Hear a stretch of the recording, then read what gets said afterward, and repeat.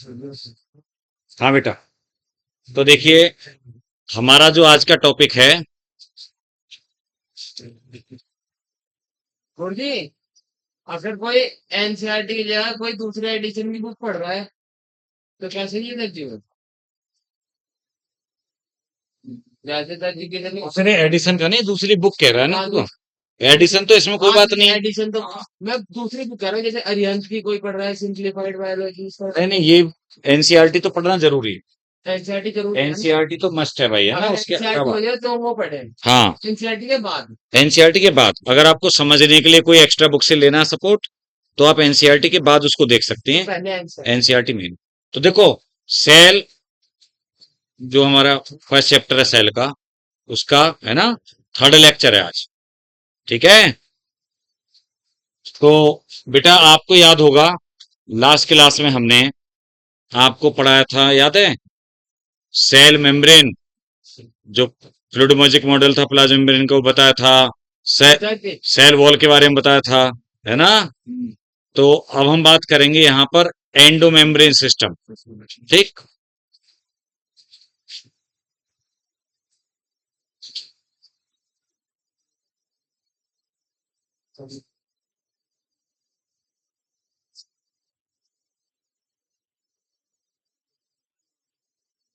Endo membrane system की जब हम बात करते हैं तो देखिए इसमें कुछ ऑर्गेनेल्स हैं जो कि नाम है ना, जैसे कि एंडो मेम्ब्रेन, यानी कि सेल के अंदर ही जो एक मेम्ब्रेनस सिस्टम बना रहे हैं, ऑर्गेनाइजेशन बना रहे हैं, और एक दूसरे से वो कनेक्टेड हैं। एक दूसरे से कैसे हैं, कनेक्टेड हैं वो आपस में। ठीक है, उनका एक दूसरे के साथ में इंटरेक्शन है। तो वो कौन कौन से हैं देखिए, एक होता है गोल्जी बॉडी या गोल्गी बॉडी, जीबी भी बोल देते हैं हम शॉर्ट में। यार एक होता है ईआर, एंडोप्लाज्मिक रेटिकुलम। रेटिकुलम।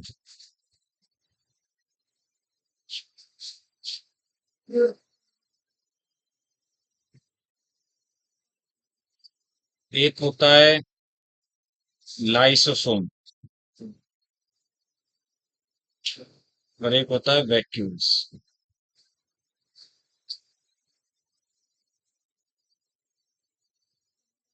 ठीक है बेटा, तो देखिए खासतौर पे एनसीईआरटी ये बोलती है कि माइटोकॉन्ड्रिया प्लास्टिड ये इसका पार्ट नहीं होते। तो उस सेंटेंस का कोई मतलब सिग्निफिकेंस नहीं है। और बाकी भी नहीं होते पार्ट, यानी इनको छोड़ करके बाकी सारे जो सेल ऑर्गेनेल्स हैं उनको हम एंडोमेम्ब्रेन सिस्टम का पार्ट नहीं मानते। अब इन्हीं की बात हम करेंगे धीमे धीमे, ठीक है, एक एक करके इन्हीं के बारे में बात करने जा रहे हैं। देखो पहले ईआर आई थी, एनसीईआरटी के अकॉर्डिंग अगर हम देखें तो पहले क्या है, ईआर ही है ना, एंडोप्लाज्मिक।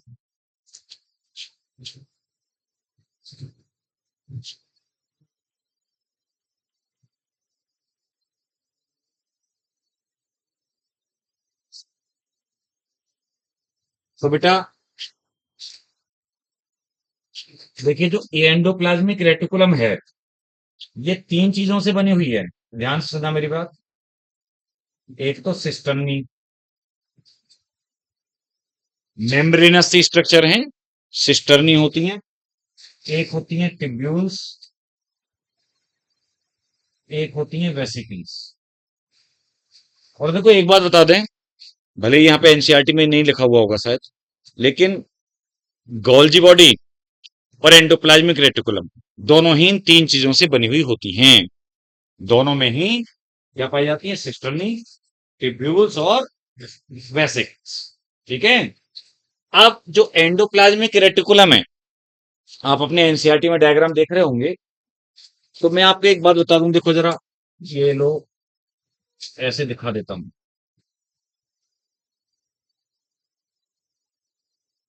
जैसे ये तो न्यूक्लियस है, क्या ये, न्यूक्लियस।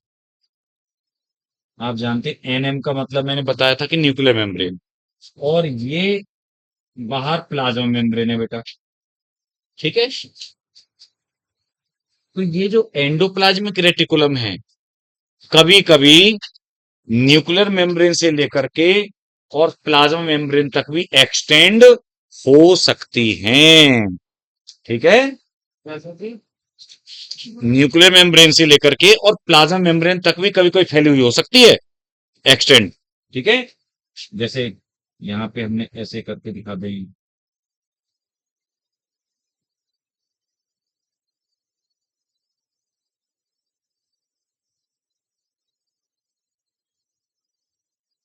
स्टेप से टेढ़ी मेढ़ी सी ना,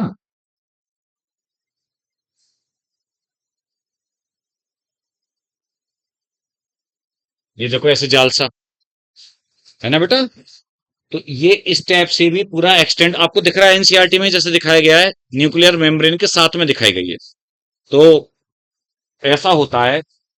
मैं आपको एक बात बताऊं, रियलिटी में बहुत से साइंटिस्ट ये बोलते हैं कि एंडोप्लाज्मिक रेटिकुलम न्यूक्लियर मेम्ब्रेन बनाने में भी हेल्प कर देती है, प्लाज्मा मेम्ब्रेन को भी अपनी मेम्ब्रेन प्रोवाइड करा देती है। और उल्टा भी कह देते हैं कि प्लाज्मा मेम्ब्रेन या न्यूक्लियर मेम्ब्रेन भी ईआर बनाने में हेल्प कर देते। अगर हम थोड़ी डीप की बात करूं तो, है ना बेटा। ये इस टाइप से ये मेम्ब्रेनस, क्योंकि ये क्या है, ज्यादातर ऑर्गेनेल्स को मेम्ब्रेन प्रोवाइड कराती है, ईआर। अब ये जो ऐसे ऐसे बने हुए हैं ये, अगर मैं सिंपल, अगर हम बात करें तो देखना, इस टाइप से जो टिब्यूल दिखाई रखी है हमने, ऐसे ये टिब्यूल है ना बेटा, ब्रांच्ड हैं या अनब्रांच हैं, जुड़ी हुई हैं आपस में। तो मैं बताना चाह रहा हूं कि इसमें दो पार्ट हैं, जो मतलब सिस्टर्नी है, सॉरी सिस्टर्नी में, ये मेन तो सिस्टर्नी होती है। दो पार्ट हैं, एक तो हम बोलते हैं इसके अंदर वाला, कौन सा, ल्यूमिनल, क्या बोल देते हैं, ल्यूमिनल स्पेस या पार्ट। और एक बोल देते हैं बाहर वाला, एक कंपार्टमेंट है ना बेटा, एक्स्ट्रा ल्यूमिनल।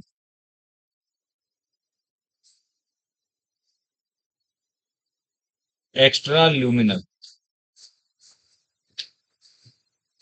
यानी उसकी जो अंदर कैविटी सी है उसको ल्यूमन कह देते हैं, क्या बोल देते हैं उसको, ल्यूमन, है ना बेटा।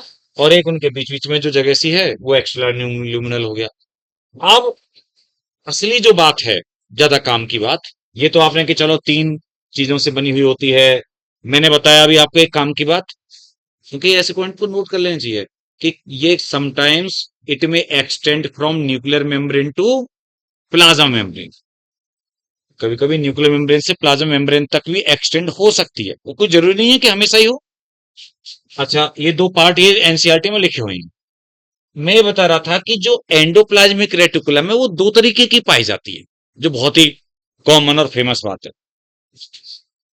हाँ आगे आ जाओ बेटा, आराम से बैठो। तो दो दो बच्चे बैठे हुए हैं।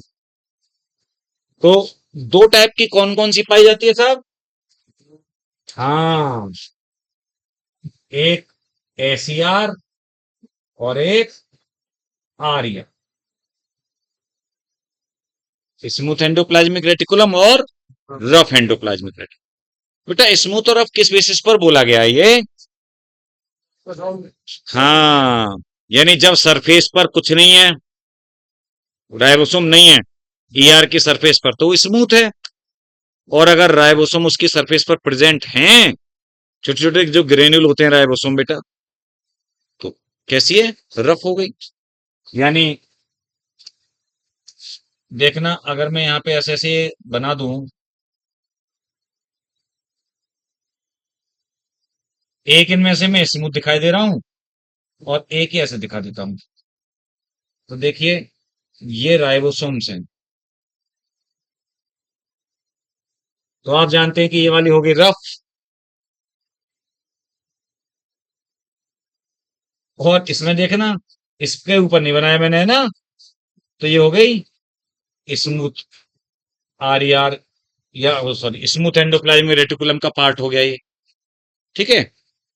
अच्छा वैसे तुम ये चाहो या ये कहो कि सर हमें एक बात ये बता दो, ये तो आपने सिस्टर्नी तो दिखा दी कि ज्यादातर पार्ट, देखिए एंडोप्लाज्मिक रेटिकुलम का ज्यादातर पार्ट सिस्टर्नी बनाती है। कौन बनाती है, सिस्टर्नी।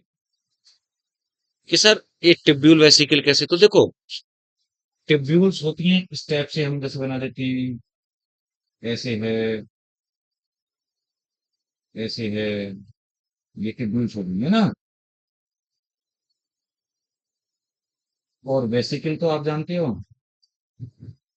ऐसे गोले गोले से ये वेसिकल हो जाती है। ये थोड़ी ऐसे ये सिस्टर नहीं होती, समझे ना आप बात को। ये इनकी स्ट्रक्चर में थोड़ा अंतर इस टाइप से होता है। तो ये आर में तीनों से बनी हुई होती है एंडोप्लाज्मिक रेटिकुलम वास्तव में। आप नोटिस भी कर रहे होंगे एनसीईआरटी के डायग्राम में कुछ कुछ कुछ कुछ ऐसे गोले हुए है ना। ये ये देखना, इधर साइड में ये जो नीचे की तरफ साइड की तरफ ये ऐसे ऐसे बने हुए हैं ट्रिब्यूल से, और जब ये सिस्टम नहीं है, ठीक है। तो खैर, तो आप देखिए बात क्या आती है, बहुत ज्यादा बात नहीं है, एक आध बात ही आपको एक्स्ट्रा एनसीईआरटी से अलावा हमने बात की है। बात ये आती है कि अब इनका काम क्या है।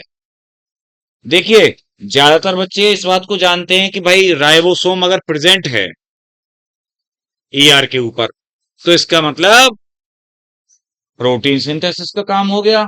बिकॉज राइबोसोम तो प्रोटीन सिंथेसाइजिंग बेटा फैक्ट्री या ग्रेन्यूल बोले जाते हैं ना, तो प्रोटीन बनाने का काम हो गया सेल के लिए। और कैसे राइबोसोम होते हैं यूकेरियोट में, एटीएस वाले, ठीक है ना। क्योंकि प्रोकैरियोट की बात नहीं हो रही है। प्रोकैरियोट तो हमने पहले दिन फर्स्ट लेक्चर में पढ़ा दिया था उधर, प्रोकैरियोटिक सेल, क्योंकि उसके 70s राइबोसोम है और ईआर होती ही नहीं है उसके अंदर। तो अगर ये ऑर्गेनेल्स हम बात कर रहे हैं endomembrane system, it means eukaryotic cell की बात कर रहे हैं बेटा, ठीक है। और क्या नाम बच्चे थे ना, कबीर, कबीर, हाँ। तो मैं भूल गया था, ऐसे दो चारों तो मुझे याद तो रहते हैं। तो बेटा रे, देखिए, अब जो हमारा प्रोटीन वाले कंपाउंड बनेंगे, ईआर इन्वॉल्व है वो प्रोटीन बनाने वालों में, आर ई आर, चाहे वो प्रोटीनियस हार्मोनी बनने हो, चाहे वो प्रोटीनस एंजाइम बनने हो, प्रोटीन बन। लेकिन जो एसईआर है, एसईआर इन्वॉल्व होती है लिपिड सिंथेसिस में या स्टेरॉयड सिंथेसिस में। स्टेरॉयड आ जाए, लिपिड आ जाए, है ना बेटा, या फैटी कंपाउंड आ जाए, एक ही बात है, ध्यान रखिएगा। तो स्टेरॉयडल जो हार्मोन्स वगैरह हैं, स्टेरॉयड कंपाउंड हैं, फैट, ये सब इसमें बात आती है, किसमें, एसईआर, ठीक है। अब कुछ बात हम लिखते हैं, चलो चलो, कुछ एक बात आप एक पॉइंट जैसे नोट कर सकते हैं, जो एंडोप्लाज्मिक रेटिकुलम है ना बेटा, खास तौर से मैं देखिए एसईआर का एक पॉइंट लिखवा रहा हूं, लिखें।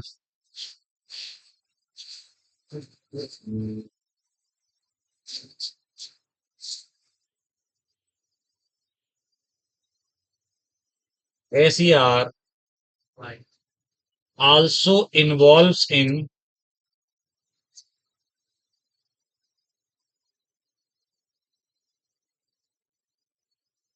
detoxification। देखना बेटा, यहां लिखा है मैंने, SER also involves in detoxification, detoxification of xenobiotics. किसके डिटॉक्सिफिकेशन में, जीनोबायोटिक्स, जीनोबायोटिक्स, ब्रैकेट में लिख देंगे हार्मफुल कंपाउंड्स या हार्मफुल सब्सटेंसेस, या टॉक्सिक, जो भी टॉक्सिक सब्सटेंस बॉडी के अंदर आते हैं ना बेटा, ड्रग्स वगैरह हैं, है ना, मेडिसिन वगैरह हैं, जो भी एल्कोहल वेल्कोहल जो भी है। तो खासतौर से लिवर में, आप जानते हैं ज्यादातर हमारा लिवर इन चीजों को करता है, बोलते हैं ना कि लिवर डिटॉक्सिफाई करता है, तो खासतौर से लिवर में। और ये जो एसईआर वगैरह है ना, वो तो हर एक ऑर्गन में, सेल्स में है, तो ये एसईआर इन्वॉल्व होती हैं जीनोबायोटिक्स के डिटॉक्सिफिकेशन में, उन्हें हार्मलेस करने में कन्वर्ट, ठीक है। ईआर का बहुत अच्छा पॉइंट है जो कि और आगे हमें देखने को नहीं मिलता।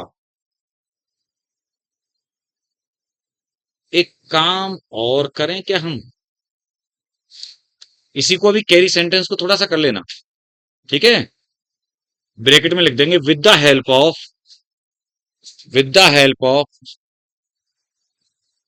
आगे बढ़ा देता हूँ उसको भी। देखो यहाँ लिख देता हूँ पूरा दोबारा से। SER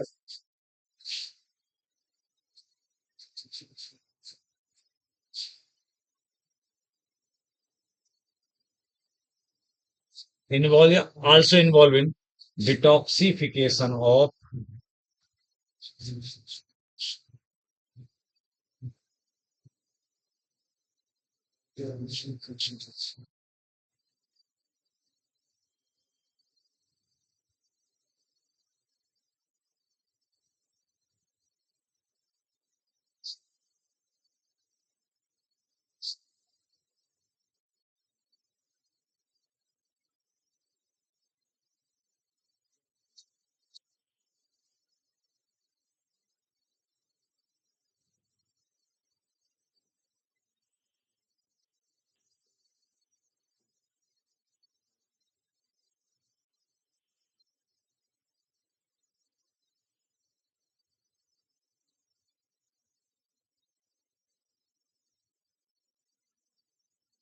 ठीक है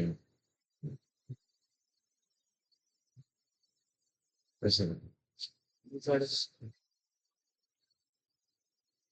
B450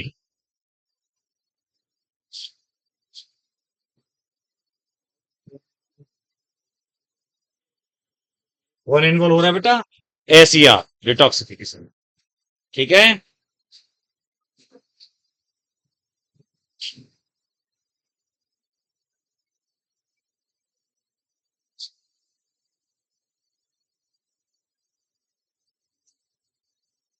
एक पॉइंट इसका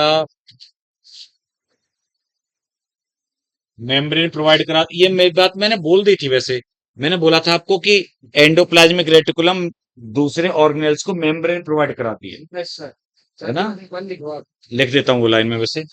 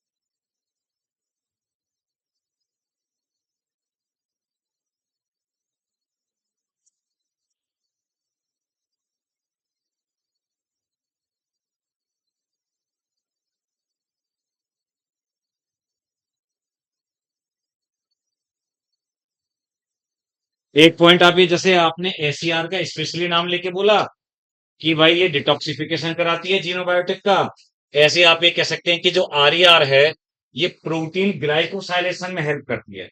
प्रोटीन ग्लाइकोसाइलेशन एक्चुअली में क्या है? ग्लाइकोप्रोटीन का बने। एक्चुअली प्रोटीन और कार्बोहाइड्रेट मिलके क्या बनाते हैं? ग्लाइकोप्रोटीन। ग्लाइको जो वर्ड है वो कार्बोहाइड्रेट से है।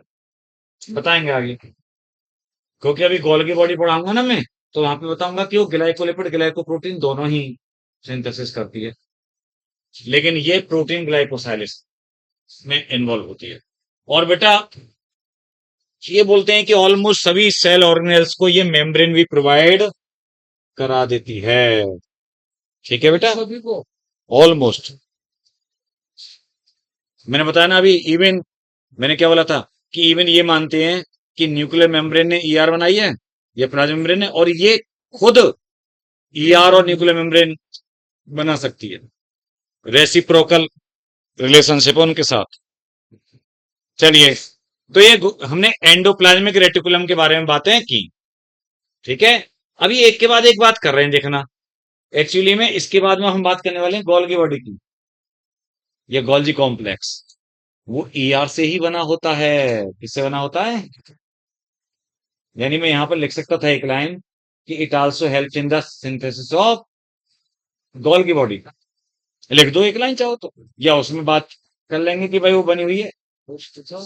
It also helps in the synthesis of Golgi body. It also helps in synthesis of Golgi body. ER का फंक्शन बता रहा था मैं ये। ठीक है, आगे बढ़ा देना। अब तो ये लिख लिया। सर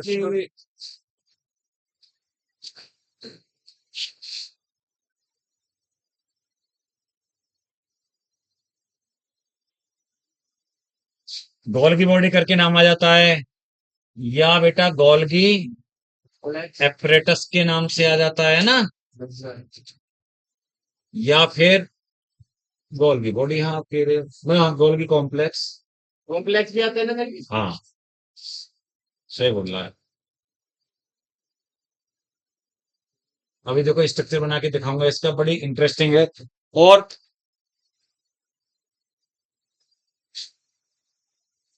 एक इसका डायग्राम गोल्गी बॉडी का, और एक न्यूक्लियस का। एनसीईआरटी में इतने घटिया डायग्राम में बोल रहा हूं कैमरे पे बने हुए हैं।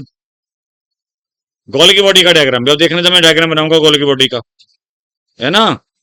ये कुछ भी मतलब क्या दिखाया है भाई। इसकी अलग अलग फेस दिखाऊंगा मैं कि कौन सी फेस क्या होती है। और एक आगे आप न्यूक्लियस भी देखो, आप बताओ कि न्यूक्लियस का कितना सुंदर डायग्राम है। कुछ नजर आ रहा है उसमें तुम्हें? नहीं सर, तो वो भी बनाएंगे, चलो आगे। खैर, तो तुम्हें पता है कि किस बंदे ने डिस्कवर्ड किया था इसको? Camillo Golgi. अच्छा, कुछ ऐसे बंदे बहुत शाणे होते थे, अपने नाम पे ही नाम रख देते थे। आई थिंक देखना 1898 है क्या ईयर? हाँ, कुछ कुछ ईयर तो इसके मतलब याद पड़ी रहती है मुझे, है ना।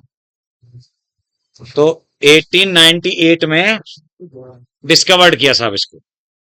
और I think 0.5 to 1 micron diameter की है ना इसकी, वो सिस्टर्न नीप वगैरह जो होती है ना बेटा, वो पाई जाती है। अच्छा, जैसा कि मैंने अभी आपको बताया था, जो कैमिलो गोल्गी ने गोल्गी बॉडी को ऑब्जर्व किया बेटा, तो मैंने क्या बताया कि ये बनी हुई ईआर से ही है। तो इसमें भी तीन चीजों से बनी हुई है जो अभी मैं बता रहा था। हाँ बिल्कुल वही, सिस्टर्नी,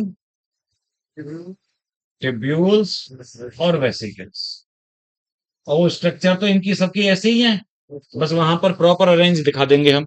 ठीक है, तो पहले स्ट्रक्चर ही दिखा देता हूं, तब इसके बारे में फंक्शंस की मैं बात करूंगा।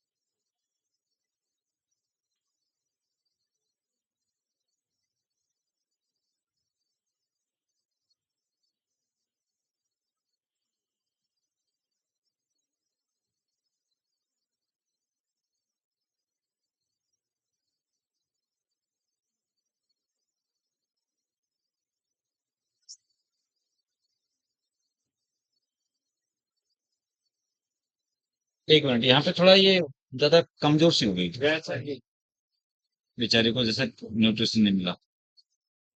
हम्म। एनीमिया होगा।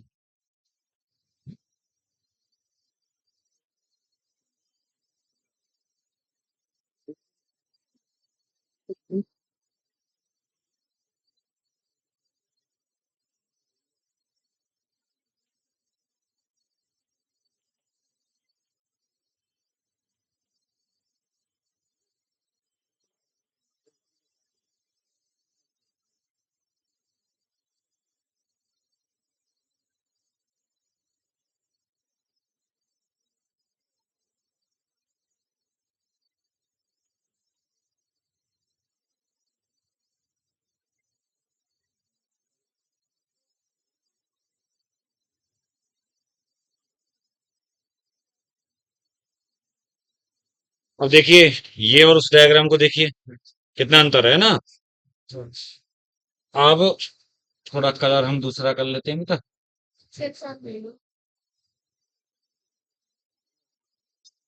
कौन सा वाला कलर लें भाई? ग्रीन वाला? अरे वाह सर, हाँ, ज्यादा रियलिटी हो जाएगी सर की। पिंक ले लो सर, ये पिंक लो। हाँ सर, ये पर्पल लेते बराबर हैं। वाला सर, लो, सर ये पिंक ले लो सर, ये पर्पल नहीं पिंक ले लो। ले भाई, इसके यस ये बड़ा परेशान हो रहा है ना। हाँ, और ध्यान से देखो, ये जो सिस्टर्नी बनी हुई हैं, सिस्टर्नी जो बनी हुई है बेटा, आप जरा एक गौर से देखिए इस बात को, कि ये ऐसे बिल्कुल फ्लैट हैं या थोड़े कर्व हैं। अच्छा, जब ऐसे कर्व्ड ये होती है, तो आप जानते हैं कि कॉन्वेक्स और कॉनकेव दो प्रॉपर फेस दिख रही हैं आपको। ये ऊपर की तरफ कॉन्वेक्स, कॉनकेव दिख रही है, कॉनकेविटी, और नीचे की तरफ कॉन्वेक्स उभरा हुआ है ना बेटा।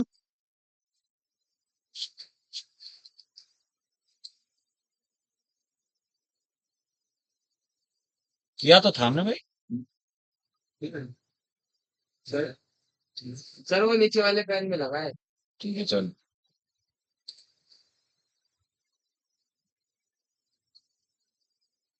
कॉनकेव, कॉनकेव फेस, या फिर पता है इसको और क्या नाम देते हैं हम लोग? ट्रांस, सर जी, ट्रांस और मैच्योरिंग फेस बेटा।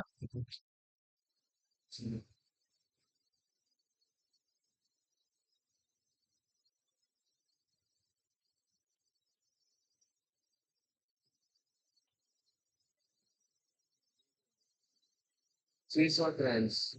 ठीक है।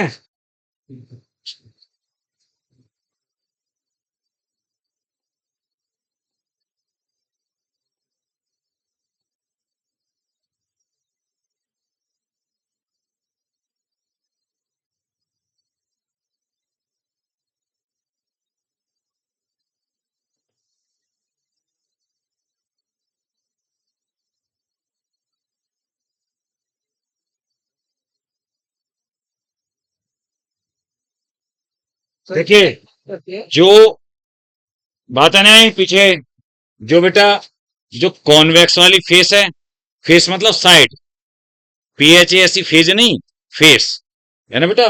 जो कॉन्वेक्स वाला फेस है, उसको हम बोल रहे हैं सिस फेस। एक्चुअली जब दो बातें वो बोली जाती है ना, दो अपोजिट, वो तो सिस और ट्रांस, आपको आगे जेनेटिक्स में भी पढ़ने को मिलेगा। तो सिस फेस, और जो दूसरी कॉनकेव वाली है, उसको ट्रांस फेस। अच्छा, सिस फेस फॉर्मिंग होती है क्योंकि इधर से ये गोल्गी बॉडी बनी है, और इस साइड में वो मेच्योर हो गई है, तो किसी और को बना रही है वो। ठीक है। तो देखिए, मैं बताऊं आपको एक बात, इस साइड में तो बेटा ये ERS के कौन है, ये इधर लोकेटेड, यानी एंडोप्लाज्मिक रेटिकुलम से खुद बनी है, और इधर को ये लाइसोसोम बनाएगी। समझ गए बात को? सर पता नहीं कहाँ इधर है इधर। यानी इधर ये मैच्योर हो गई, तो मैच्योर हो गई तो दूसरे ऑर्गेनेल को बना रही है, लाइसोसोम को प्रोड्यूस कर रही है ना। और इस साइड में ये खुद बन रही है, तभी तो नाम है फॉर्मिंग, यानी बन रही है जिधर, उसको फॉर्मिंग कहते हैं। अच्छा, ये आपको जो स्ट्रक्चर दिख रही है, ये क्या है? सिस्टर्नी।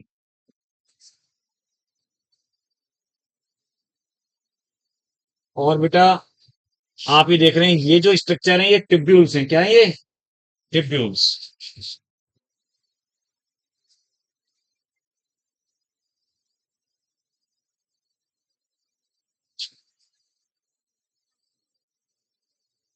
वेसिकल्स, गोल्गियन वेसिकल बोल देते हैं, है ना, या वेसिकल बोल देते हैं। खासतौर से सीक्रेटरी काम होता है गोल्गी बॉडी के वेसिकल्स का। तो ये गोल्गी एपरेटस का डायग्राम है, आप लोगों ने ड्रॉ कर लिया होगा, तो क्यों नहीं किया? जल्दी करो, क्योंकि मैंने बोला था कि एनसीईआरटी में बिल्कुल भी कुछ भी नहीं बना हुआ, सर कुछ भी उसके बारे में जानकारी नहीं दी गई है। कोई नंबर तो ये आपको पता रहना चाहिए, कॉनकेव या ट्रांस या मेच्योर, कॉन्वेक्स या सिस या फॉर्मी। बनाओ जल्दी, बना ले भाई बना ले।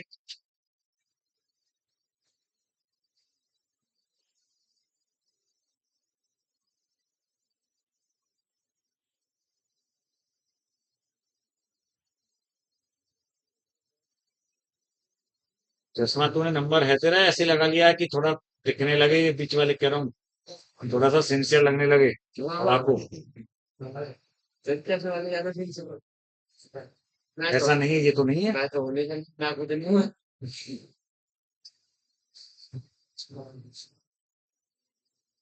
नहीं ज्यादातर देखा है ना कि बच्चों को चश्मा लगा होता है तो ये लगता है कि ये पढ़ने वाला बच्चा है। चाहे फोन चला के आंखें खराब हो जाए 10 मिनट इधर गला पड़ते वाली पढ़ने वाला ही है।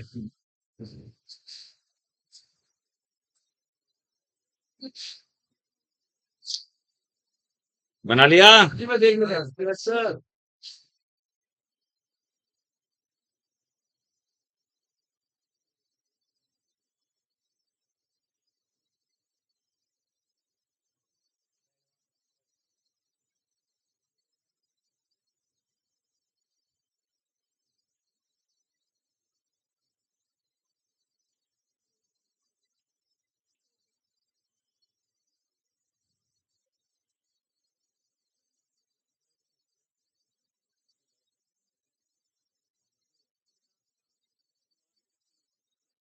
ठीक है। सभी सारे ढूंढ रहे नहीं कभी कभी इनका लाइट का थोड़ा सा ज्यादा वो पड़ जाता है ना, रिफ्लेक्शन से। और क्यों, एक मिनट, ये वाली कहाँ से बंद होती कौन सी लड़ी देखिए आंखें बंद है? यहीं से। नहीं देखो इसको एक बार। माशा अल्लाह याद है नारे की सारी सारी ऐसा कोई दिक्कत नहीं है, दिखाई दे रहा है आपको? क्योंकि मैंने देखा कि इसमें ना वीडियो में चलती कोई कोई बच्चे ये कह देते हैं कि मतलब सर, जो कोई बच्चा कोई ऑनलाइन ऑनलाइन देखता है ना घर पे, कि सर वो दिखाई नहीं दे रहा है स्क्रीन, है ना? क्योंकि बोर्ड तब भी एक अलग चीज है, इसमें क्या है, ये थोड़ा ट्रांसपेरेंट सा वो दिखता है ना पूरा अंदर से। सब्जी में बस इससे दिख रहा है सर तो हाँ ठीक है भाई, तो ये क्लियर हो गया। यस सर आप बात करते हैं कि गोल्गी बॉडी के क्या काम है बेटा।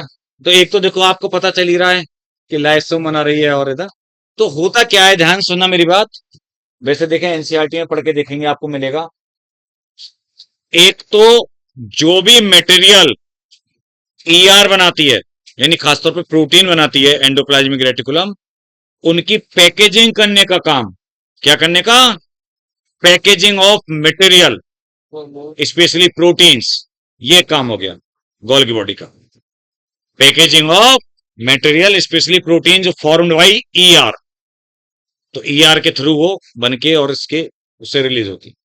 दूसरा, उनको पैकेजिंग करके और फिर ट्रांसपोर्ट भी कराएगी, यानी सेल के अंदर ना इंट्रासेलुलर ट्रांसपोर्टेशन का काम, सीक्रेशन का काम। ध्यान रखिए, सीक्रेशन का काम अगर हम बात करते हैं ना, सीक्रेटरी प्रोसेस में इन्वॉल्व होना, तो गोल्गी बॉडी का मेन काम है मटेरियल को सीक्रेट करना। ठीक है बेटा, जो भी फालतू के वेस्ट मटेरियल है उनको सीक्रेट आउट करना सेल के बाद, ये गोल्गी बॉडी का काम है। और इसी वजह से, या तो ध्यान सुनना मेरी बात, क्योंकि ये मटेरियल को इकट्ठा नहीं होने देती सेल में, क्या नहीं होने देती, इकट्ठा, उसको ट्रांसपोर्ट कराती है, सीक्रेट आउट कराती है। इसीलिए इसको traffic police of the cell भी बोला जाता है। किस नाम से जानते हैं, traffic police of the cell. लिखो, नोट करो आप सही कह रही हो, लेकिन ये ज्यादा फेमस जो शब्द है वो यही है बेटा, पोस्ट ऑफिस वाला ज्यादा फेमस है नहीं। Traffic police of the cell, जैसे आपने देखा ट्रैफिक मैन जो होता है, ट्रैफिक पुलिस वाला, वो कंट्रोल करता है ना पूरे उसको बेटा, ट्रैफिक जाम नहीं होने देता, जरूर चला दीजिए है ना? तो ऐसे ही ये, क्योंकि जाम अगर हो जाएगा मामला है ना, तो गड़बड़ हो जाएगी। तभी तो एंडो मेम्ब्रेन सिस्टम का पार्ट है ना बेटा, तो traffic police of the cell के नाम से जाना जाता है। अच्छा, ये बात शायद लिखी होगी कि ये सेल वॉल मटेरियल को सिंथेसाइज करता है। देखना लिखा हुआ है बेटा, देखो एनसीईआरटी में, इट सिंथेसाइज, ये नहीं लिखा। ग्लाइकोप्रोटीन ग्लाइकोलिपिड बनाता है, ये लिखा है ग्लाइकोप्रोटीन ग्लाइकोलिपिड। तो फिर एक पॉइंट नोट कर लीजिए आप, it also secrete cell wall material.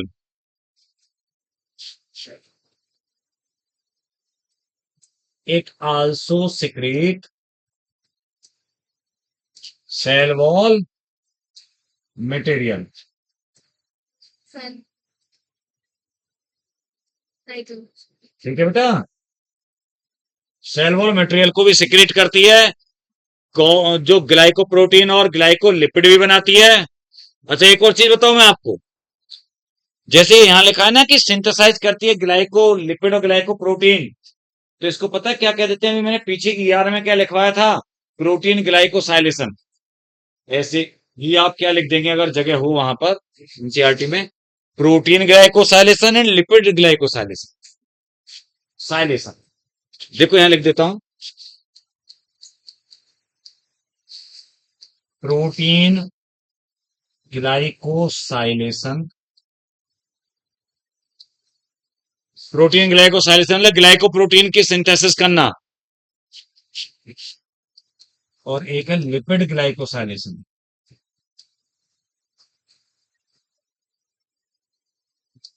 यानी ग्लाइकोलिपिड की सिंथेसिस कराना। ठीक है बेटा, तो अगर दोनों चीजें आती हैं कि प्रोटीन और लिपिड ग्लाइकोसाइलेशन, तब तो गोल्गी बॉडी। नहीं तो वैसे ईआर अगर केवल एक ही आता है और ईआर भी ऑप्शन में है तो ईआर भी लगा देंगे। देख लो, ये काम दोनों कर लेते हैं प्रोटीन ग्लाइकोसाइलेशन का। ठीक है बेटा, और देखो खुद सोचो जरा, अभी बायोमोलिक्यूल तुमने पढ़ा नहीं है, ग्लाइकोप्रोटीन, अरे मैंने बताया था, मेम्ब्रेन में बताया था मैंने, जब फ्लूइड मॉलिक्यूलर मॉडल बताया था तो मैंने बोला था कि जब प्रोटीन के साथ में शुगर चेन जुड़ी होती हैं तो उसको ग्लाइकोप्रोटीन बोलते हैं, और जब लिपिड मॉलिक्यूल के साथ में फैट के साथ जुड़ी होती हैं तो ग्लाइकोलिपिड बोलते हैं। ग्लाइको शब्द का मतलब कार्बोहाइड्रेट होता है, कहीं भी जवाब। ठीक है, क्या कह रहे थे बेटा? कहाँ लिखा है मैंने? मैंने कहाँ लिखा है? ग्लाइकोसाइलेशन तो लिखा है। सर ये कह रहे ग्लाइकोसाइडेशन आया था, किसमें आया था? आएगा सर, ये कह रहे हैं। नहीं, मुझे मत बता, ले आजा पेन, बावली लड़की है ना, ये क्यों कह रही है कि ये आएगा? लेकिन बेटा तो उसको लिपिड ग्लाइको, देख एक बात सुन ले, ग्लाइकोसाइडेशन अगर तुम्हें कहीं लिखा हुआ मिल रहा है वो गलत नहीं है, लेकिन इसका मतलब ये नहीं है कि ग्लाइकोसाइलेशन शब्द गलत है ना। इस चीज को दिमाग में बिठा लेना। मैं ये कहने ही वाला था कि कहीं लिखा हुआ मिलेगा आपको, अगर ऐसा मत सोचना। प्रोटीन ग्लाइकोसाइलेशन और लिपिड ग्लाइकोसाइलेशन, ग्लाइकोसाइडेशन भी लिखा आ सकता है, लेकिन दोनों ही गलत नहीं है। जैसे देख, ग्लाइकोजन से ग्लूकोज बनने को क्या कहते हैं? ग्लाइकोजन से ग्लूकोज बनना है, ग्लाइकोजिनोलाइसिस भी बोल सकते हैं, ग्लाइकोजन का ब्रेकडाउन, और ग्लूकोजेनेसिस भी कह सकते हैं, ग्लूकोज का बनना।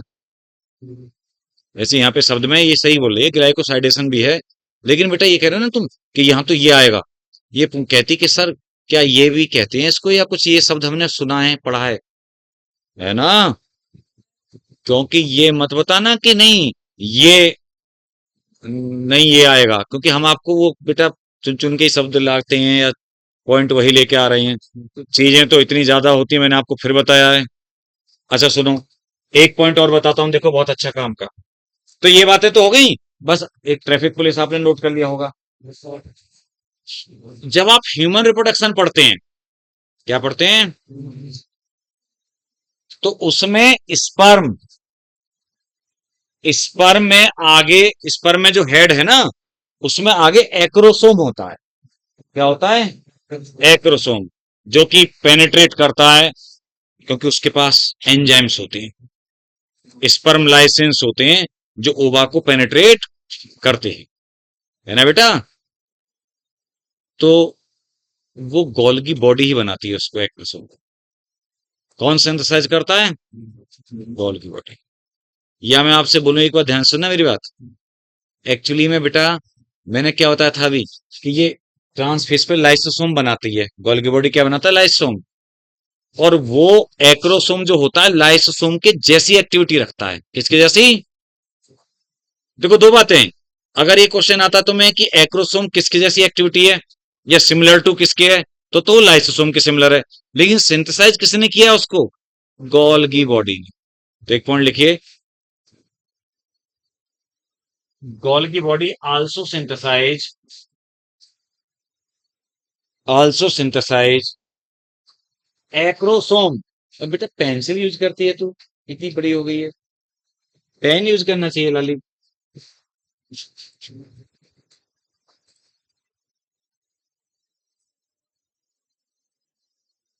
एक्रोसोम ऑफ स्पर्म या स्पर्मेटोजोआ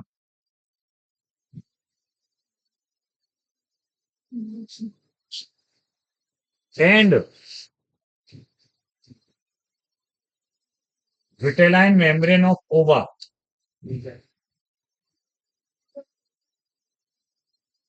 ओवम पे एक मेम्ब्रेन होती है, विटेलाइन मेम्ब्रेन,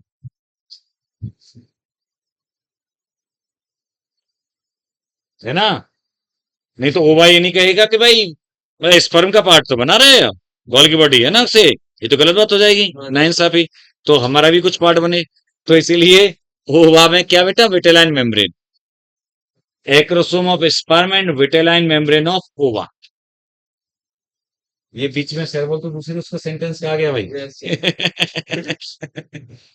ये भी बनाने में हेल्प करती है गोल्गी बॉडी, ठीक है। तो ये बात हम बाद में बता देंगे, या फिर तुम कहीं मेंशन कर सकते हो कि एक्रोसोम लाइसोसोम जैसी एक्टिविटी रखता है, बनाया गोल्गी बॉडी ने, ठीक है बेटा। एक, चलो लिखवा नहीं रहा, ऐसे बता देता हूं।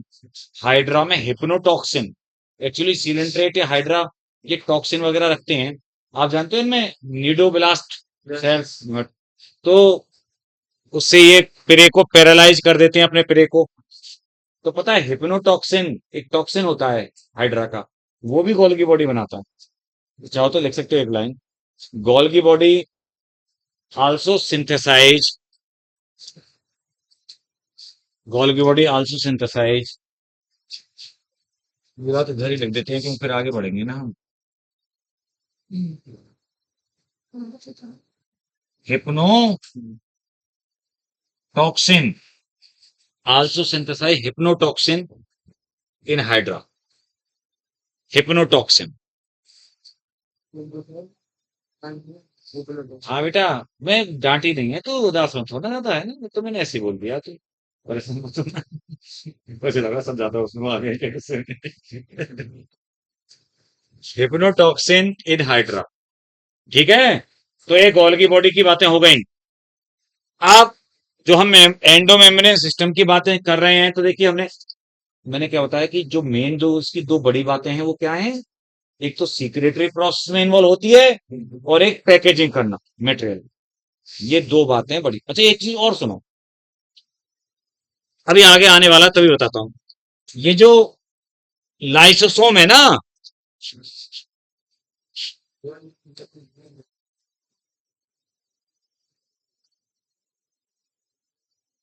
कलर तो ठीक ठाक लग रहा है भाई, इस लड़की की पसंद इतनी बुरी भी नहीं है, मतलब हाँ सर जी मैं हाईलाइट हो रहा है। देखिए मैं ये बोल रहा था, अभी मैंने आपको क्या बताया कि भाई एंडोप्लाज्मिक रेटिकुलम बनाती है गोल्गी बॉडी और गोल्गी बॉडी बनाती है लाइसोसोम। ये बात हमने बोली बोली थी ना, गोल्गी बॉडी लाइसोसोम बना देती है।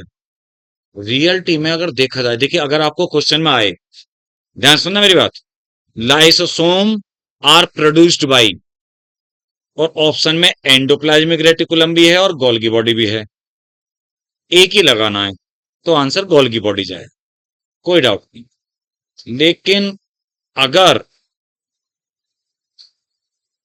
कोई सेंटेंस आपका ऐसा है कि both Golgi body and ER together form lysosome, ऐसा सेंटेंस है, या फिर ऐसा सेंटेंस है कि Golgi body provide vesicle for lysosome and ER form protein. चक्कर क्या है, रियलिटी क्या है? ये ये जो स्ट्रक्चर है, ये तो गोल्गी बॉडी ने वेसिकल दे दी अपनी, और इसके अंदर जो एंजाइम्स हैं वो ईआर ने बनाए हैं। वो किसने बनाए हैं? क्योंकि एंजाइम होते हैं प्रोटीन, और प्रोटीन बनाई यार ईआर ने। तो ये अंदर जैसे सपोज करिए ये हैं एंजाइम्स, और ये है वेसिकल, है ना बेटा? तो ये तो है बाई जीबी, लिख दूं मैं शॉर्ट में जीबी, और ये एंजाइम्स बोले तो प्रोटीन्स, ये बनाए हैं बाई ईआर, खासतौर से आर ई आर। तो ये लाइसोसोम हो गया, यानी लाइसोसोम बनाने में दोनों का पार्टिसिपेशन होता है रियलिटी में। लेकिन क्योंकि जो मेन उसको बना रहा है स्ट्रक्चर को, उसको हम ये अगर एक पिक करना हो, मैंने बता दिया आपको प्रेफरेंस वाइज, अगर एक पिक करना हो तो आंसर जाएगा गोल्गी बॉडी। और अगर कोई आपके पास स्टेटमेंट लिखे हुए हैं और उसमें लिखा हुआ है कि दोनों मिलके बनाते हैं या प्रोटीन उसकी लाइसोसोम की ईआर ने बनाई है, तो बात सही है। ठीक है, तो इसमें आप देखेंगे पढ़ेंगे, लाइसोसोम में ज्यादा कुछ दिया नहीं है, लेकिन मैं आपको दो तीन बातें और इसमें बताऊंगा। देखिए लाइसोसोम में आपके एनसीईआरटी ने जो दे रखा है वो क्या दे रखा है, बस कि बेटा ये एसिड हाइड्रोलेज रखते हैं खासतौर पे लाइसोसोम में, सिंगल मेम्ब्रेन बाउंड ऑर्गेनेल्स हैं बेटा। कैसे हैं? मेम्ब्रेन बाउंड ऑर्गेनेल्स हैं, और क्या रखते हैं? ये एसिडिक मीडियम पे या पीएच पे काम करने वाले एंजाइम्स, जिनको बोलते हैं एसिड हाइड्रोलेजेस, है ना बेटा?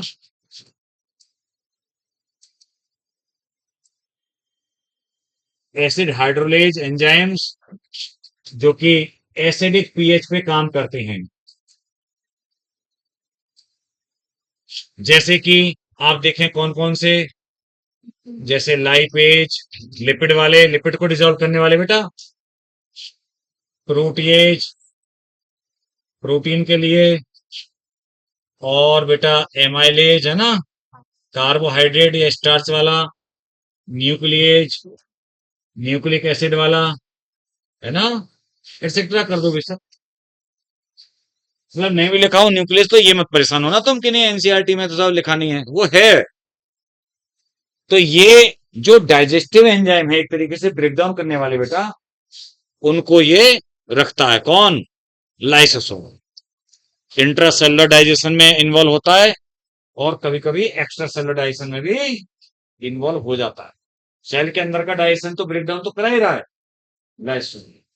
कहने का मतलब ये हुआ कि ये जो हमारे एंजाइम्स नहीं है डाइजेस्टिव सिस्टम वाले, जो एलिमेंट्री कैनाल में रिलीज होते हैं, तो कहीं तो वो भी बनते होंगे। अरे वो भी सेल्स के लाइसोसोम ने बनाए हैं, मैं कहना चाह रहा हूं। तो ये तो हो गया एक्स्ट्रा सेलुलर डाइजेशन, क्योंकि एलिमेंट्री कैनाल में सेल के तो बाहर है ना ये ल्यूमन सी हमारी, है ना? और सेल के अंदर डाइजेशन होता है, वो इंट्रा सेलुलर डाइजेशन बोला जाता है।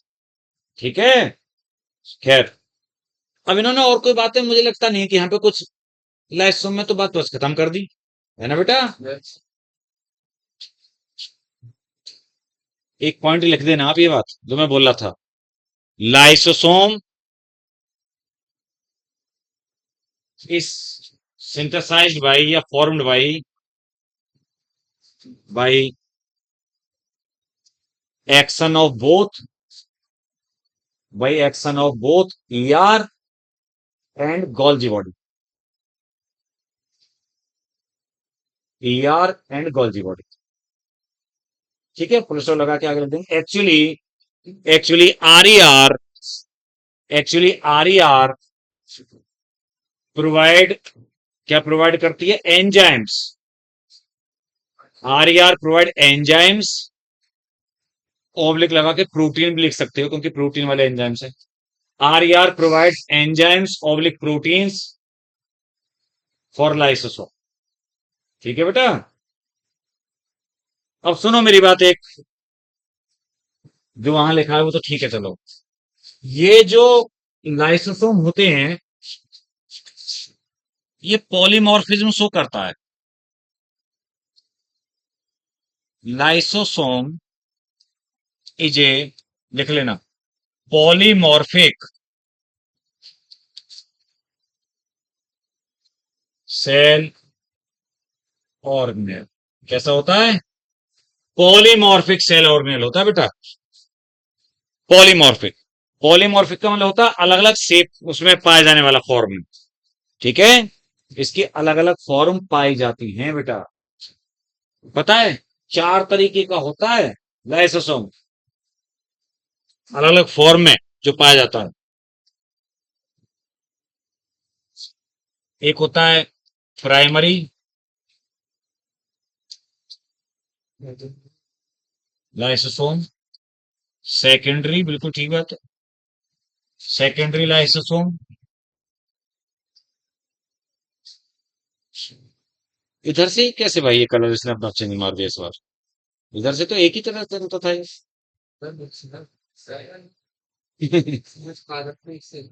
Primary lysosome, secondary lysosome. तो पता है,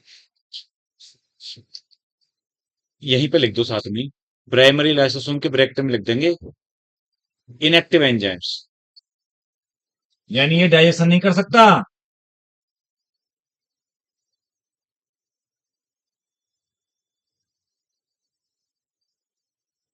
इनएक्टिव एंजाइम्स, पता है, जब प्राइमरी लाइसोसोम के साथ में कोई फूड मटेरियल आके जुड़ता है ना, जब, तुम्हें याद है मैंने बताया था पिनोसाइटोसिस होती है सेल ड्रिंकिंग, और फेगोसाइटोसिस होती है सेल ईटिंग।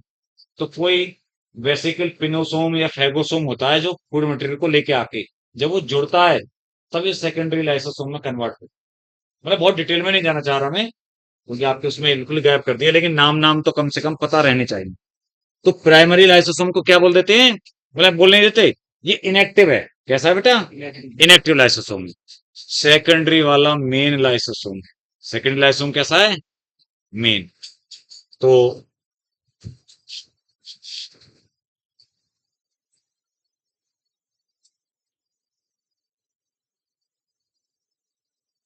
ये मेन लाइसोसोम है। क्यों रे, क्या नाम है? उमर, इतनी लेट आया देख ले। थोड़ा सा टाइम, ये अच्छा जी, थोड़ा सा ही है ना, दूसरी क्लास रोने में। बैठ जा बेटा। तो देखिए, मेन लाइसोसोम है, सेकेंडरी। आप एक काम करते हैं भाई, यहाँ जगह नहीं है यार ये इतनी, है ना? चलिए छोटा सा कर लो। क्या कर लें इसको? हाँ जी। अच्छा,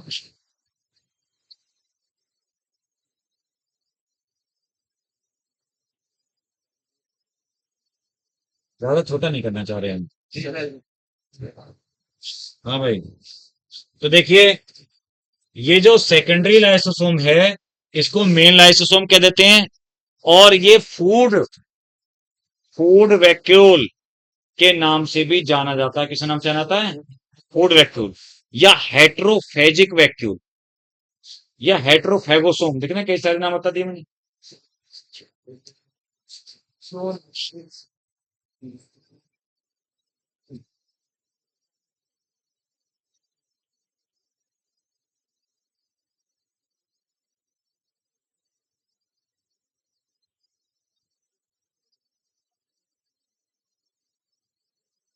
हेट्रोफेगोसोम, ये इसको सेकेंडरी वाले के नाम है।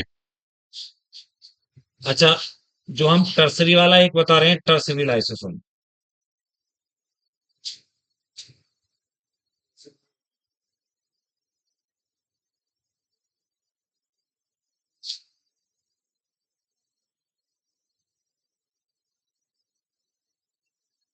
इसको रेजिडुअल बॉडी के नाम से भी जानते हैं, रेजिडुअल बॉडी।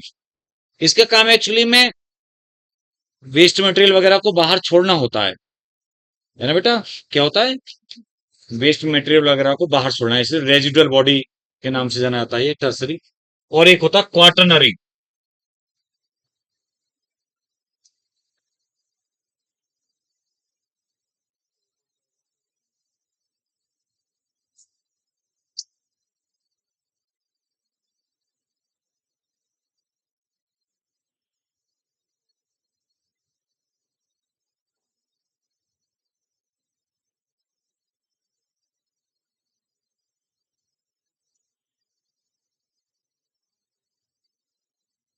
ऑटोफैगोसोम और ऑटोफेजिक वैक्यूल के नाम से जानते हैं, क्या जानते हैं? ऑटोफैगोसोम या ऑटोफेजिक वैक्यूल। लिख दिया? ये गुरु सर।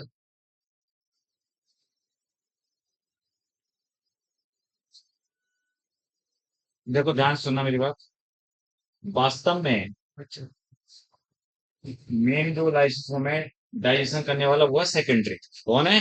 सेकेंडरी। वो किसी फूड मटेरियल के साथ जुड़ के और उसके एंजाइम्स एक्टिव हो जाते हैं। जब प्राइमरी लाइसोसोम जो उसके साथ फ्यूज होता है ना किसी फूड पार्टिकल के साथ, तो सेकेंडरी बन जाता है।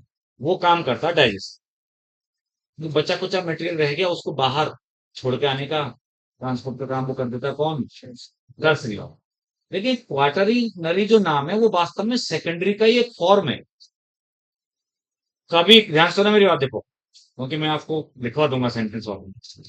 कभी कभी जब पैथोजेनिक कंडीशन होती है, या मान लो मैं बोलूं कि स्टारवेशन, भूखी है सेल, मतलब है ना, तो उस समय पर जो लाइसोसोम है ना, प्राइमरी लाइसोसोम है ना, जैसे वो फूड मटेरियल नहीं मिल पा रहा उसको, उसके साथ जुड़ने के बजाय माइटोकॉन्ड्रिया से जुड़ गया, सपोज करो।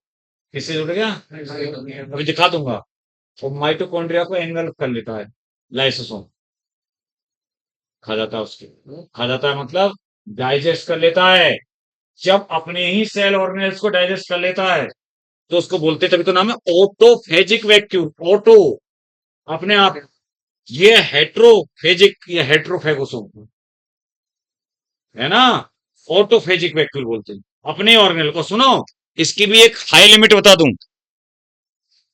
जब पैथोजेनिक कंडीशन बढ़ गई, बीमारी बढ़ गई ज्यादा, मतलब पैथोजन से जर्म्स वगैरह, तो ये तो बेचारा क्या करता है, ये तो उनको जर्म्स को मारने की कोशिश करता है ना। तो इसकी मेम्ब्रेन बस्ट हो जाती है, किसकी? लाइसोसोम की। और इसके अंदर के एंजाइम्स है ना जो, वो सेल में रिलीज हो जाते हैं, डिफ्यूज हो जाते हैं। किस में रिलीज होते हैं? सेल में। पूरी सेल को ही डाइजेस्ट कर डालते हैं। पैथोजन को या जर्म्स को मारने के चक्कर में, जैसे वो वाली बात नहीं है कि वो शेख चिल्ली कहावत की, जिस डाल पे बैठा है उसी डाल को काट रहा होता है। अब जब सेल ही खत्म हो जाएगी तो खुद भी नहीं बचेगा लाइसोसोम।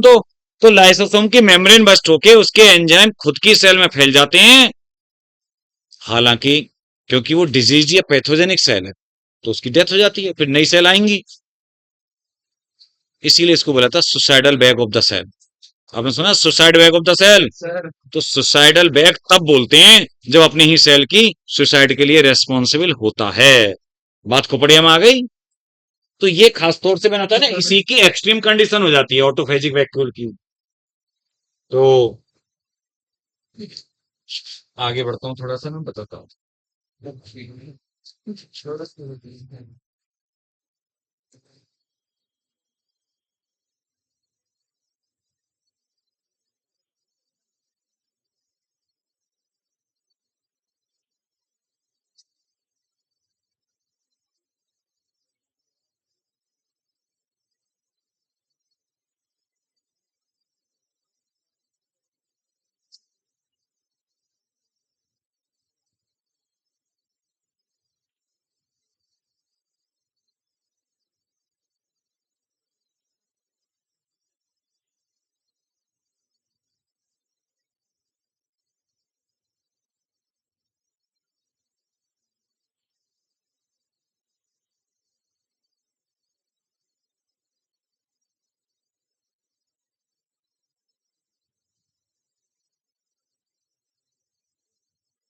बात है नहीं बेटा। देखो, ये फूड मटेरियल आ गया सेल के अंदर। पिनोसोम ये मतलब लिक्विड वाला भी हो सकता है या सॉलिड वाला भी हो सकता है। तो उसके साथ प्राइमरी लाइसोम जुड़ गया और कंबाइंड होके इन्होंने क्या बना दिया, एक डबल लेयर नहीं बना रहा यार, नहीं तो डबल हो जाएगी ना। क्योंकि ध्यान रखना लाइसोम सिंगल मेम्ब्रेन बॉन्ड होता है। अब इसलिए में ये ऐसे मटेरियल सा बना देते हैं।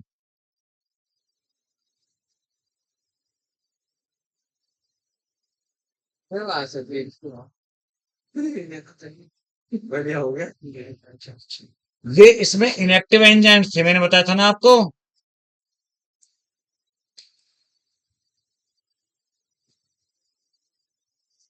अब ये फूड मटेरियल इसके अंदर आ गया बस सर। और एक्टिव एंजाइम है प्रॉपर, ये सेकेंडरी लाइसोसोम जो नॉर्मल लाइसोम काम करने वाला होता है।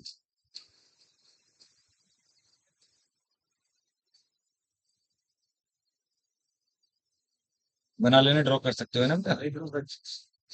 ये यहाँ पे एक्टिव एंजाइम मेंशन कर देता हूं इनको मैं।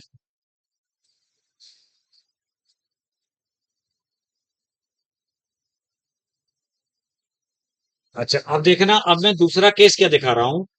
दूसरा केस में दिखा रहा हूँ कि अब इस प्राइमरी लाइसोसोम को,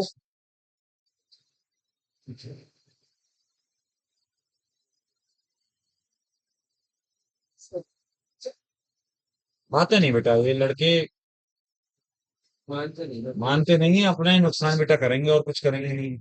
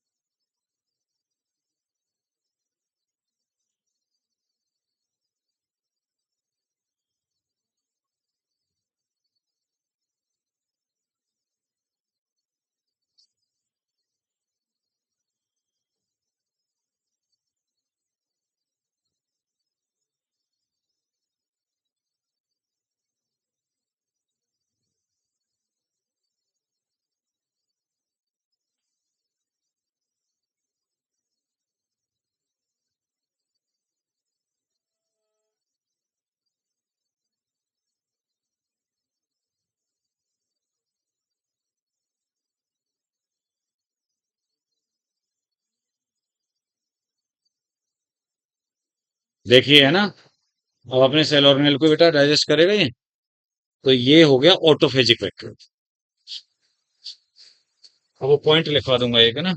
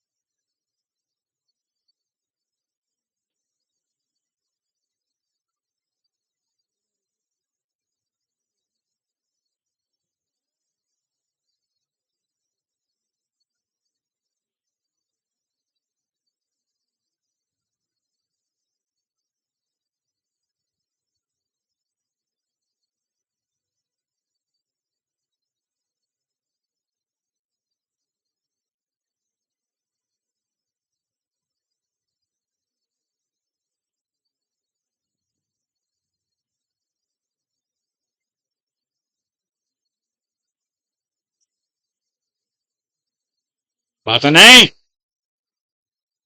सुना नहीं है दे एक बार में भी।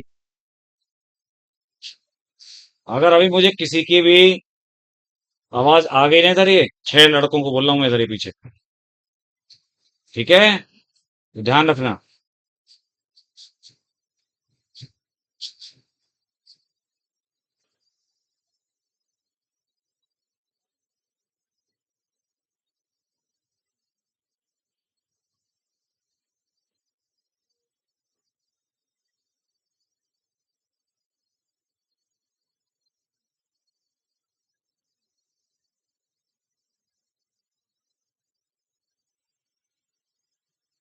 देखिए, तो यहाँ पर बेटा ये हमने वो जो पॉइंट अभी आपसे बोल रहे थे ना, under certain pathological condition lysosome burst to release, बेटा ये बर्स्ट लिखा है ना, BURSTS, burst to release its enzyme into cytoplasm and hydrolyse या डाइजेस्ट इट्स ओन सेल, अपनी सेल को डाइजेस्ट कर लेता है। This is called autolysis. इसको फिनोमेना को तो ऑटोलाइसिस बोल देते हैं, अपनी सेल को ही खत्म कर देना, और इसीलिए इनको क्या बोल देते हैं, suicidal bag of the cell. यानी ऑटोफेजिक वैक्यूल तो तभी बोल देते हैं जब अपने किसी ऑर्गेनेल को ही खा जाता है, सेल के, और जब पूरी सेल को तो फिर सुसाइड कर रहा है ना उसकी सेल की। तो ये ध्यान रखिएगा। अब देखो इसके बारे में बहुत कम बात दे रखी थी वहां पे 4 लाइन, ये ना ये बताई कि ये क्या शो करते हैं, पॉलीमॉर्फिज्म, पॉलीमॉर्फिक ऑर्गेनेला अकेला है, ठीक है। सभी सवाल दे देंगे थोड़ी। हाँ, suicidal bag of the cell तो बहुत फेमस है, जैसे traffic police of the cell भी है फेमस। तो ये लाइसोसोम की बातें कंप्लीट हो गई, ठीक है बेटा। देखो थोड़ा तो वो रखा करो कुछ, अगर तुम्हें बाहर ब्रेक है या वैसे जब कोई हंसी मजाक करनी तब करो यार, हमेशा वही वही सीखता रहता है।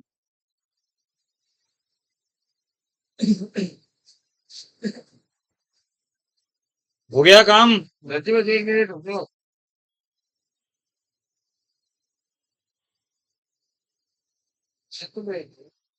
हम्म, अभी जरा वो और करा दे बेटा, वैक्यूल।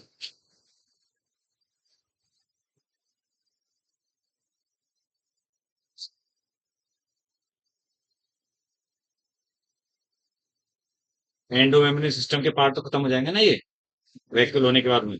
फिर माइटोकॉन्ड्रिया, प्लास्टिड, और मेन तो 2 हैं ये।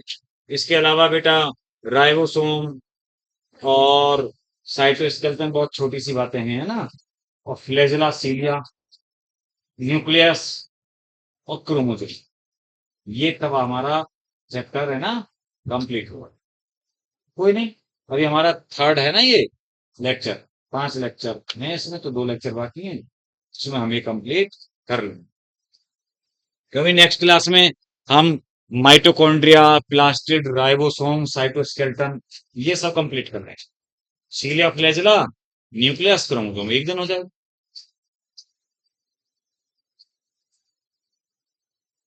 हो गया बेटा। और चलो कोई बात नहीं, एक्चुअली में उसमें कुछ लिखना लिखाना हमें ज्यादा है नहीं ना। बात करते हैं हम वैक्यूल। देखिए वैक्यूल आप जानते हैं, जब हमने शुरू में ही प्लांट एनिमल में डिफरेंस की बात बोली थी, तब भी आपको याद होगा बेटा कि हमने ये बात कही थी कि भाई प्लांट में सेल वॉल होती है, एक तो यूनिक कैरेक्टर उनका, एनिमल में नहीं पाई जाती साहब। प्लांट में वैक्यूल पाई जाती है, बहुत ज्यादा बड़ी वैक्यूल पाई जाती है, एनिमल में या तो होती ही नहीं है, होती तो बहुत छोटी होती है। प्लांट में, एनिमल में सेंट्रियोल होता है, प्लांट में सेंट्रियोल नहीं। मतलब एक आध चीज तो ऐसी बोले जो एनिमल में है ना। सर जी और बेटा क्लोरोप्लास्ट या प्लास्टिड जो हम आगे पढ़ेंगे वो प्लांट में होते हैं, एनिमल में नहीं होते। ये बेसिक 4 बातें हैं, है ना। तो बेटा जो वैक्यूल है, प्लांट में सेल का 90% तक ये ऑक्यूपाई कर सकती है। समझ रहे ना आप बात को। जैसे देखना एक सेल है, ये प्लांट सेल है, अब इसका ये लगभग ये इतना एरिया, और ये इसका साइटोप्लाज्म पेरिफेरी पेरिफेरी पर रह गया। न्यूक्लियस भी अब इसका बेचारा, न्यूक्लियस को भी सेंटर में जगह नहीं मिली, है ना। प्लांट सेल इस टाइप से दिखाते हैं। ये न्यूक्लियस हो गया, और आप देखें ये वैक्यूल है।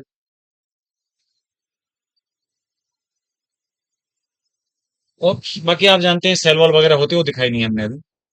तो कहने का मेरा मतलब ये है कि वैक्यूल सबसे बड़ा, अगर ऑर्गेनेल की बात करें तो वो है किसमें, प्लांट में।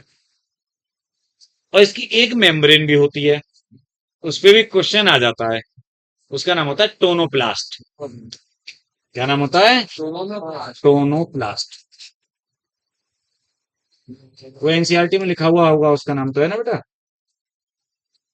अब ये जो वैक्यूल हैं, एक चीज और ध्यान सुनना, अगर मैं इनको प्लांट लाइसोसोम बोलूं तो कोई बुराई नहीं है। ये आप बोले मतलब मैं बोलूं आप बोले, बात एक ही है। यानी these are also known as plant lysosome. जैसे एनिमल में लाइसोसोम होते हैं ना, सब प्लांट सेल में लाइसोसोम नहीं पाए जाते। तो फिर उनका काम कौन कर रहा है एक तरीके से, तो vacuole, mainly vacuole plant lysosome. और भी हैं एक दो स्ट्रक्चर, बताऊंगा आगे मैं तुम्हें छोटी छोटी, लेकिन मेनली वैक्यूल प्लांट लाइसोसोम की तरह काम करती हैं। आप नोट भी कर सकती हैं। इसका मतलब ये हाइड्रोलिटिक एंजाइम भी रखती हैं, है ना। लाइसोसोम की तरह हाइड्रोलिटिक एंजाइम भी इनके अंदर पाए जाते हैं, डिजोल्व करने वाले एंजाइम। दूसरी बात ध्यान सुनना, एक अच्छी बात और है काम की। पता है जो सेल के साइटोप्लाज्म में जैसे आयंस वगैरह प्रेजेंट हैं, तो वो पता है वो इस टोनोप्लास्ट, ये जो टोनोप्लास्ट में बता रहा था, इस टोनोप्लास्ट को क्रॉस कर करके वो अंदर इकट्ठा होना चाहेंगे। यानी आयन कंसंट्रेशन ज्यादा कहां पाई जाती है, वैक्यूल के अंदर। वैक्यूल के अंदर सैप बोला जाता है। क्या बोला जाता है बेटा, वैक्यूलर सैप या सैप कह देते हैं केवल। ये वैक्यूल के अंदर के मटेरियल को बोला जाता है, या उसके अंदर जो मैट्रिक्स टाइप का है उसको बोला जाता है, लिक्विड पोर्शन है। ठीक है बेटा।